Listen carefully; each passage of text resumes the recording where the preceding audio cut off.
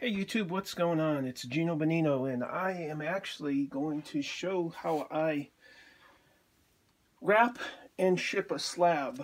I know a lot of you maybe don't sell your comics, but at some point if you do, you want to know how to do this. And I read all the time how people get comics and they're a little bit disappointed because they're not secured properly, they're not shipped properly, and either they're damaged or they are a little nervous because they could get damaged or whatever the case may be. And as you know, with the grading companies, they're sticklers. So any little ding or thing of that nature definitely downgrades. Slabs are a little different in that they're secure with plastic on them, but they also are vulnerable to damage. The part that's the most vulnerable is the sides. Basically this plastic, if you put a lot of weight against it, it can crack and get messed up. And also if it gets dropped directly in the corner, that can mess things up too. And really you should, still treat your books with, with a decent amount of care, because they're enclosed in there. But if they get dropped or anything like that, they can they still, the force is still there. They're still going to jam against corners and edges and whatnot, which can cause bad things to happen. So anyway, let's get right to it. First of all, I'll tell you about the things that I get that you'll need in order to do this. Obviously your slab, and then cardboard, a couple pieces, or at least 2 to 4 pieces of cardboard. And again, I know there's other ways to do this. I know people will say, I want to, I put it in a box and then inside another box and then inside another box, just to be super safe, and I get that. What I try to take into consideration is weight and expense. What you want to do is, if you do this correctly, your whole box can come in the neighborhood of about 2 pounds. The reason 2 pounds is kind of a magic number is because if it gets over that, the post office basically treats 2 pounds, 2 ounces, just like they do 3 pounds. That's at least if you do your own printing of shipping labels. So you want to again, you want to take that into consideration. So what our goal is to have a secure package and a weight of about 2 pounds. To do that, what I do first of all is I make myself a sample slab. This is kind of what I use, and then when I get pieces of cardboard that laying around, or if I have a box or something like that, this is kind of what I use, and I cut a bunch of pieces exactly that size. And the reason I cut it that size is because this piece of cardboard fits nicely in the slab, and it covers basically the little ledge. What you want to do is cover this part. For sure, you don't want anything that pushes inside here, because then you have the same problem. Any pressure put against that puts pressure on the comic, puts pressure on the middle of the slab. So what you want to do, again, is cut it. I'm going to stick this off to the side now. You want to have a couple pieces of cardboard. These are going to be basically your inner box.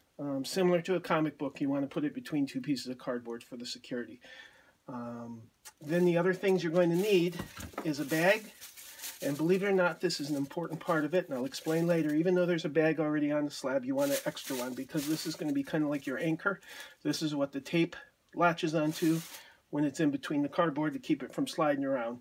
What a lot of people don't realize is when you have a comic book or a slab and it's stuck between 2 pieces of cardboard, unless you have it anchored in, if it slides around, it's basically a naked book. It doesn't have any protection. So you want to make sure that whatever you put between cardboard is anchored in there, so that the cardboard takes the brunt of the impact, not the book inside. And again, if you've got a comic book and it's stuck between 2 pieces of cardboard, like so, and it's not anchored in there and it slides out, let's say like this, now it's an exposed slab. So again, an exposed comic. This is just basically the same as having a naked book, or a book that's not wrapped at all. So you want to take that in consideration. Also, box selection. Since it is a 2 pound package, it's got to ship priority.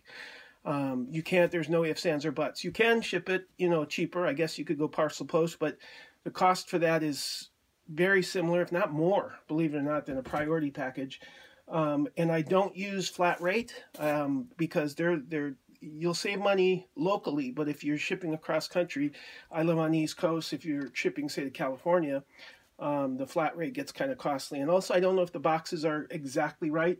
This is a box If you look, it's $10.95, which is what you want. Now there's another box Priority makes that looks very similar to this, but it's a little smaller and it's a little flimsier. You'll notice that the makeup of the cardboard is a little less. So $10.95, if you want to write this down, the dimensions of this is 12.375 by 3 inches by 15.25 inches. So, you know, again, it's big enough to where you can get this book in, have padding, and then also be able to fit the slab in with securely. The other thing is you want plenty of bubble wrap. I like bubble wrap better than I do the little shipping peanuts, just because the shipping peanuts are messy and people don't like to get a big box full of them, then they end up all over the house and stuff like that. And you want plenty of this. If you get the kind that CGC, if you have a slab, you probably have the shipping material CBC or CGC sends, and that's this stuff. It's a little bit stronger bubble wrap, and keep it, recycle it. Heck, I use everything, the boxes and everything like that. So let's get to it. And of course, you want lots and lots and lots and lots of tape.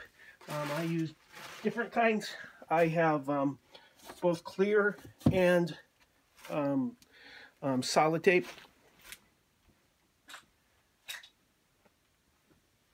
Which is right here. I have it on a roller. Again, I do a lot of shipping just because that's kind of what I do. I ship out stuff for eBay, clothes, and stuff of that nature. So, but you don't need that. You just get a roll of this and a roll of that. And I always use painter's tape for other stuff. So let's get to it. First thing you want to do is sandwich your slab. If you've got a solid piece and a little bit skinnier piece, which I happen to have here, put the solid piece in front and put the less solid piece in back. And first thing you want to do, I keep the bag on. That's a little piece of protection. And what I do is usually use a piece of painter's tape so they know how it's secured in there. And I just flip over the lip and tape it down. And again, this doesn't have to be super, super, super secure because there's going to be a bag that goes over this. And this is where this comes in. What you want to do with your second bag, and this is a grocery bag, the kind of thing that you put your vegetables in and stuff like that. Make sure it's big enough. I put it in ass backwards. So I'm putting it in this way and folding it over. And then once again, secure it with a piece of tape. You can use it either any of the tapes. I just use painter's tape because this doesn't really have to be a super secure thing. And also when the person gets this, it's easy for them to understand how to unwrap it. Then I put the big piece here, little piece here, kind of line it up. And then I use 4 pieces of my packing tape. And what I do is go from here to there. And if you notice, this is latching onto the shipping bag, which is kind of locking the comic in place. Same thing here.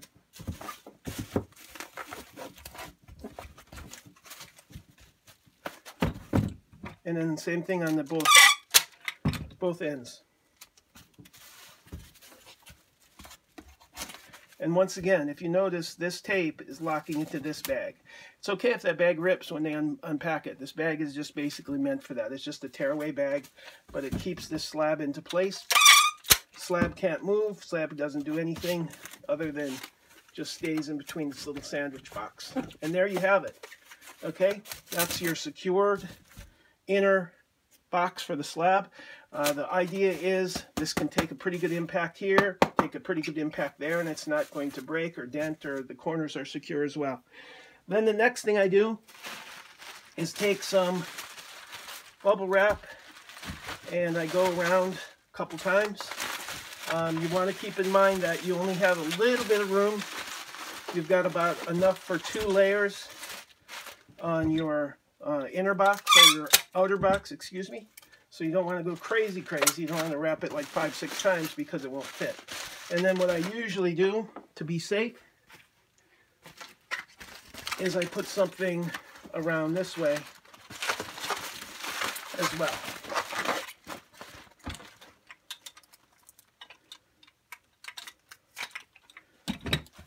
All right, we'll use this one. So what I've got is a nicely wrapped package with bubble wrap both top, bottom, and around the sides. Then constructing this is very easy. You just basically bend it forward like so. Put down your edges and lock one end in first. So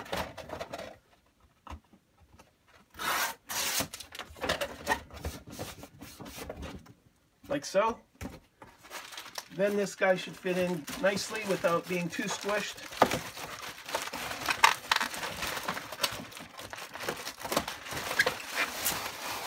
See? Fits nice. It's got plenty of padding. Good to go. And then you do exactly the same thing on this end. Now, if you don't have a bunch of bubble wrap, you can fill any empty space in here that you want with peanuts or anything like that. If you're really in a pinch, shopping bags, etc. But I recommend, it looks a little bit trashy if you do that. I recommend using bubble wrap.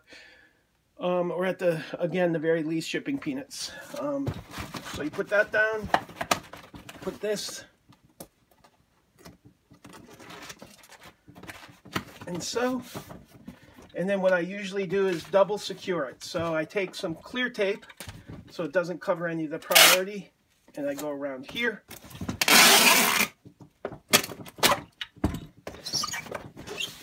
Now that's secure.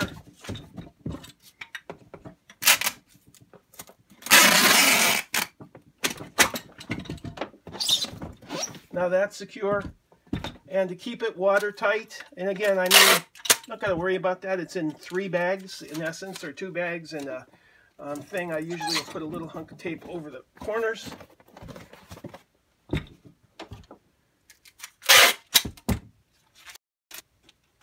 Like so. Then, if I did my work correctly, this should weigh in somewhere in the neighborhood of 2 pounds. Let's go check it.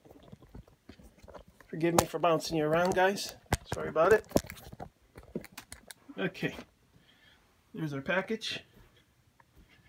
And there's our scale. Zeroed out.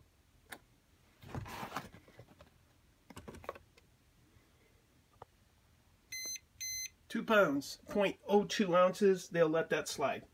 So you can wrap this up as a 2-pound package. They'll let this go for 2 pounds. If you're really nervous about it, you could take out a couple pieces, like an inch or 2 of bubble wrap. There's a little extra, but I just wanted to be careful. And also, the bubble wrap that they use for CGC is a little bit heavier duty, a little heavier quality than the stuff that I used initially, the stuff that you can buy like at Walmart or whatever. So that's it. And that's it, guys. That is how you ship yourself a slab. Like I mentioned, there's other ways to do it. Some people will do this and put this in another box just to be super safe. If this was a couple $1,000 book, I might do it that way, because then your profit margin is probably such that you can make it 3 pounds without any problem. But on the other hand, on this particular book, it's a nice book, but it's not super high dollar. So we're going to ship it this way.